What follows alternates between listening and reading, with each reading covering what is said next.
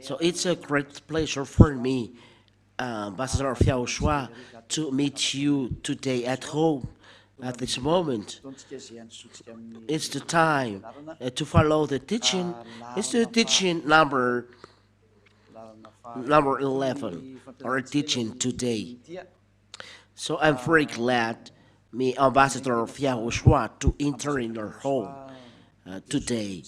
The teaching, as I told, is the teaching number 11 that we are going to follow today. The title is God gave birth, Father YAHVAH, and we are going to see that. We are going to prove. So it's clear that when he gave birth, did he give birth to a God or not? The answer is he gave birth to a God. So there are two gods.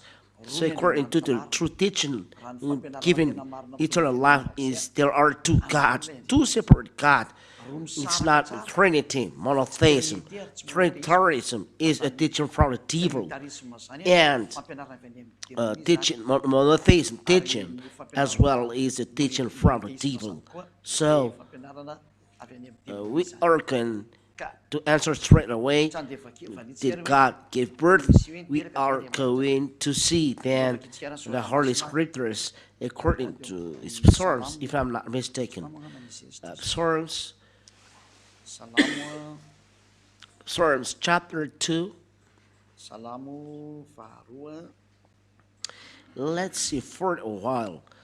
So those who adore only one God is the proof that you observe 10 commandments, but according to the righteousness, according to the Holy Scriptures, there are two really separate gods, and we glorify them.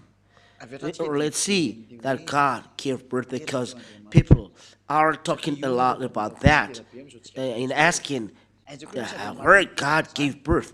But God gave birth, but it's according to the book you are using. Muslims say God didn't give birth. They invent one strange book. It's not a book of Abraham, but their book only. It belongs to them, so we are not talking about that. But they write that God didn't give birth. So that is what they write inside the book.